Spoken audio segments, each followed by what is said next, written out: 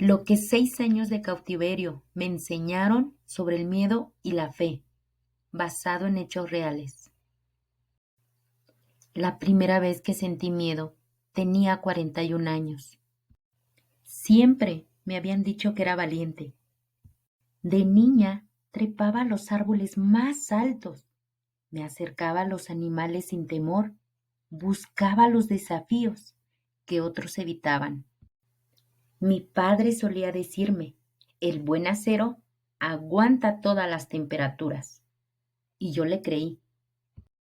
Cuando entré en la política en Colombia, pensé que podía resistirlo todo. Quería acabar con la corrupción, quería cortar de raíz los vínculos entre la clase política y el narcotráfico. La primera vez que fui elegida fue porque denuncié a políticos corruptos, incluso al mismo presidente por sus nexos con los cárteles. Y ahí comenzaron las amenazas. Tuve que sacar a mis hijos muy pequeños del país una mañana, escondidos en el carro blindado del embajador de Francia, hasta llevarlos al avión. Días después, fui víctima de un atentado, en donde salí ilesa. Al año siguiente, los colombianos me eligieron con el mayor número de votos, y yo sentía que la gente me celebraba por aguerrida, y yo también pensaba que era valiente, pero no lo era. Simplemente nunca había experimentado lo que era el verdadero miedo. Pero todo cambió en ese instante, el 23 de febrero del 2012. Para ese entonces era la candidata a la presidencia de Colombia y estaba adelantando mi agenda de campaña cuando fui detenida por un grupo de hombres armados. Parecían militares.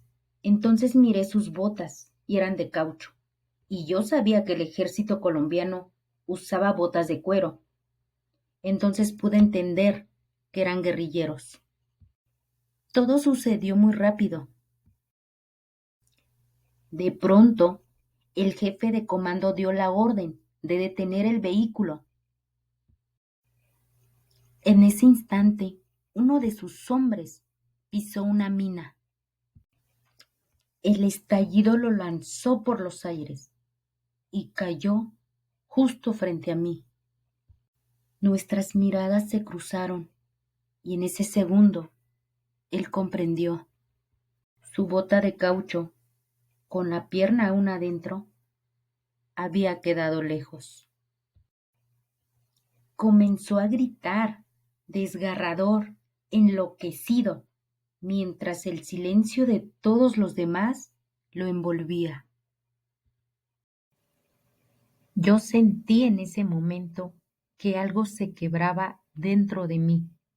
Sentí cómo su miedo me contagiaba y la mente se me puso en blanco. No podía pensar, estaba paralizada y cuando finalmente reaccioné fue para decirme, me van a matar. Y no me despedí de mis hijos. Mientras me internaban en lo más profundo de la selva, anunciaron que si el gobierno no negociaba, me matarían. Y yo sabía que el gobierno no iba a negociar.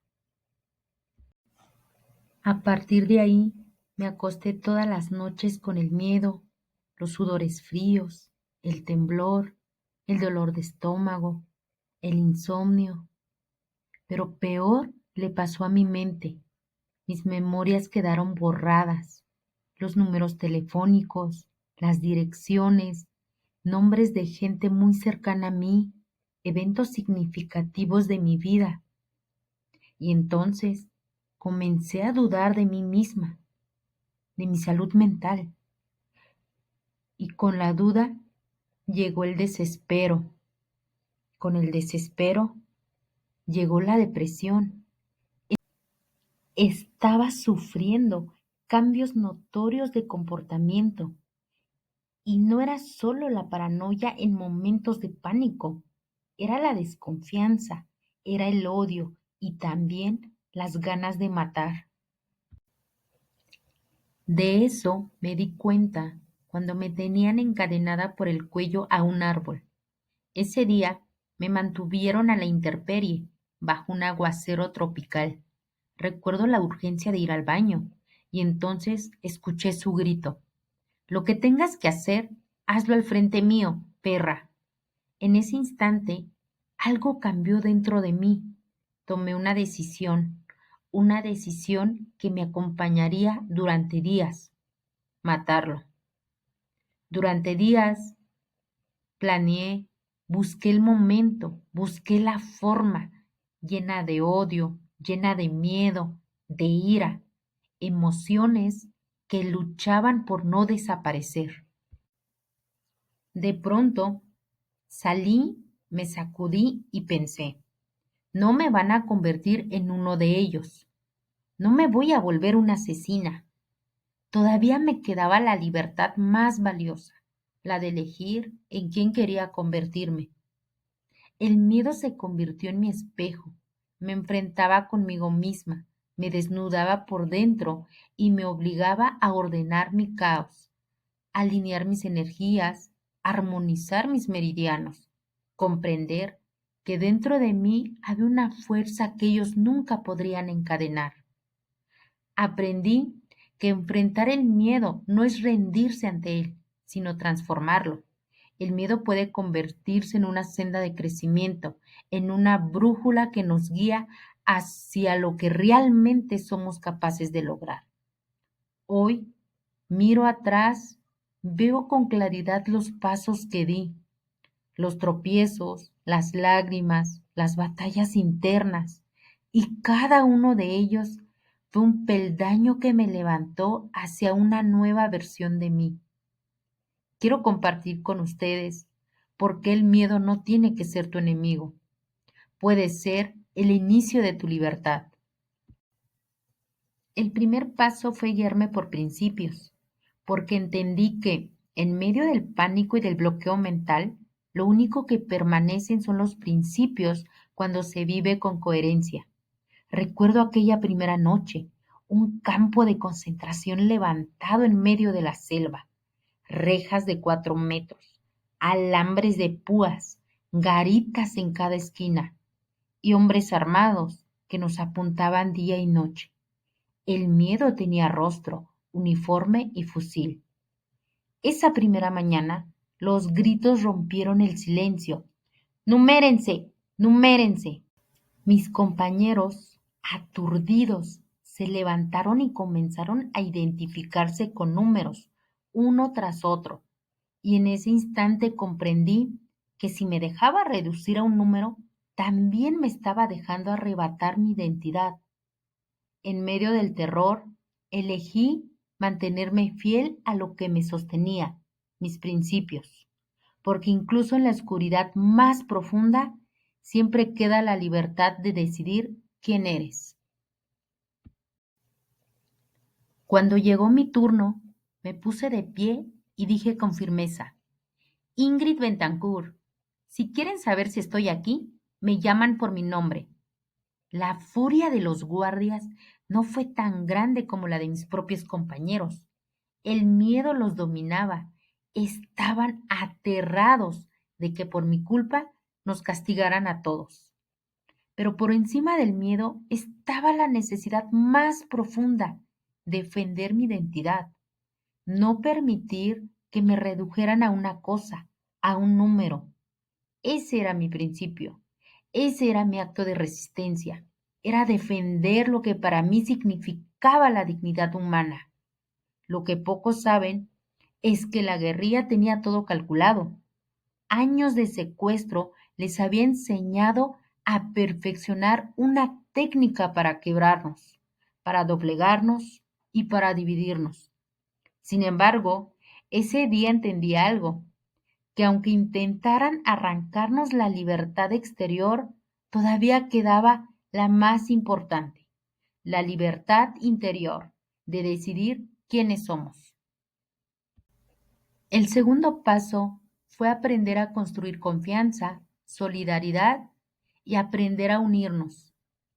La selva era otro planeta, un mundo de penumbra y humedad, donde el aire estaba vivo con el zumbido de millones de insectos, las magias, los pitos, las congas, sonidos que nunca cesaban. Yo no dejé de rascarme ni un solo día. Tarántulas, escorpiones, serpientes. Incluso una vez estuve cara a cara con una anaconda de 8 metros, capaz de tragarme de un solo bocado. Jaguares que rondaban en la oscuridad. Sin embargo, quiero decirles algo. Ninguno de estos animales nos hizo tanto daño como el ser humano. La guerrilla nos aterrorizaba, no solo con armas, sino con algo más sutil y devastador. Propagaba chismes, alimentaba envidias, sembraban rencores, nos aislaban de unos de otros, destruían la confianza, quebraban los lazos que podían sostenernos. Y fue entonces cuando entendí que en medio de ese infierno, la verdadera lucha era resistir unidos. Pero cuando la solidaridad florece en la adversidad, se convierte en la fuerza más poderosa contra el miedo. La primera vez que me escapé por largo tiempo fue con Lucho. Él llevaba 2 años más de secuestro que yo, y juntos tomamos una decisión desesperada: amarrarnos con cuerdas para no soltarnos y darnos la fuerza de cruzar ese río oscuro, lleno de pirañas y caimanes. Durante el día nos escondíamos entre los manglares, inmóviles, esperando a que cayera la noche. Por la noche salíamos, nos lanzábamos al agua y dejábamos que la corriente nos arrastrara hacia lo desconocido. Pasamos varios días así, entre el hambre, el frío y el miedo. Pero entonces Lucho enfermó, era diabético y cayó en coma. La guerrilla nos encontró y nos capturó nuevamente. Sin embargo, después de vivir eso con él, de haber enfrentado la muerte y el miedo hombro a hombro, ni los castigos, ni la violencia, ni las humillaciones, nada pudo volver a dividirnos. Lo cierto es que las manipulaciones de la guerrilla hicieron un daño profundo, tan profundo que incluso hoy, entre algunos de los que estuvimos secuestrados, todavía quedan tensiones, heridas abiertas, cicatrices de ese veneno que sembraron para quebrarnos. El tercer paso para mí es muy importante y es un regalo que quiero compartirles. El tercer paso es aprender a desarrollar la fe. Déjenme explicárselos de esta manera. John Frank Pinchot era un suboficial de la policía que llevaba más de 8 años secuestrado. Entre nosotros tenía fama de ser el más miedoso. Pero Pincho, yo le decía Pincho, tomó una decisión que cambiaría todo. Decidió que quería escapar y me pidió que lo ayudara. Para ese momento, yo ya tenía lo que se podía llamar un máster en intentos de fuga. Comenzamos los preparativos, pero nos demoramos porque Pincho primero tenía que aprender a nadar. Cada paso, cada ensayo, cada estrategia se realizó en total secreto, porque en ese mundo, incluso un error podía costarnos la vida. Cuando finalmente tuvimos todo listo, Pincho se acercó una tarde y me preguntó: Ingrid, supongamos que estoy en la selva, doy vueltas y vueltas y no logro encontrar la salida. ¿Qué hago? Le respondí con firmeza: Pincho, Coges un teléfono y llamas al de arriba. Él me miró incrédulo. Ingrid, sabes que yo no creo en Dios. A Dios no le importa. Le sonreí. Igual te va a ayudar. Esa noche llovió sin cesar y a la mañana siguiente el campamento amaneció en gran conmoción. Pincho se había fugado. Desmantelaron todo, nos obligaron a marchar y durante la caminata los jefes guerrilleros nos dijeron lo impensable. Pincho ha muerto. Lo encontraron comido por una anaconda. Pasaron 17 días y créanme que los conté uno a uno, porque cada uno fue una tortura. Pero al 17º día, la noticia estalló en la radio. Pincho estaba libre, estaba vivo. Y esta fue su primera declaración. Sé que mis compañeros me están oyendo. Ingrid, hice lo que me dijiste. Llamé al de arriba y me mandó la patrulla que me sacó de la selva. Fue un momento extraordinario, un instante en que comprendí que la fe, incluso en el más improbable de los escenarios, puede mover montañas y salvar vidas. Obviamente el miedo es contagioso, pero la fe también lo es.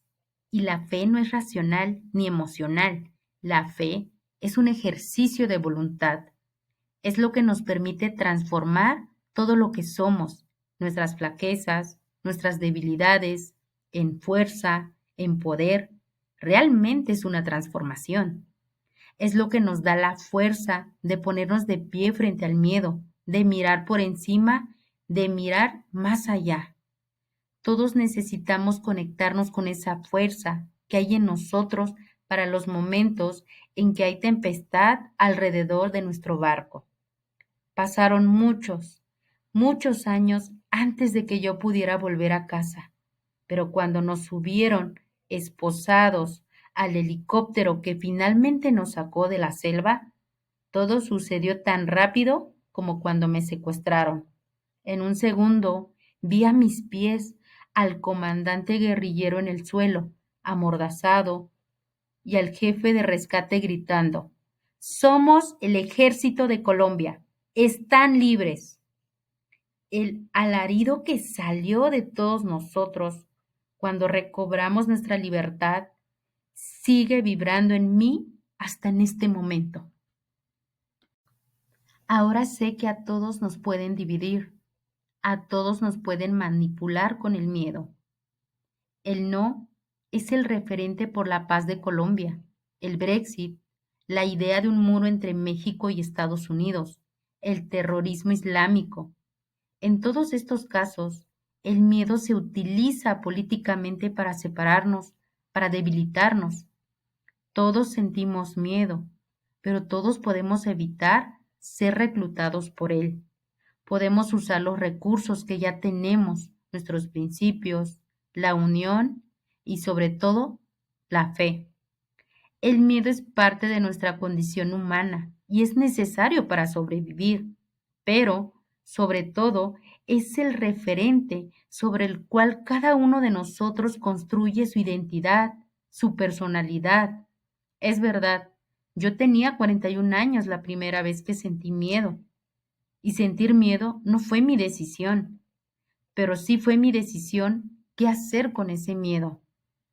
Uno puede sobrevivir arrastrándose con el miedo, pero también puede pasar por encima del miedo, elevarse, desplegar las alas y subir, volar alto, alto, alto, hasta las estrellas, ahí donde cada uno de nosotros queremos llegar.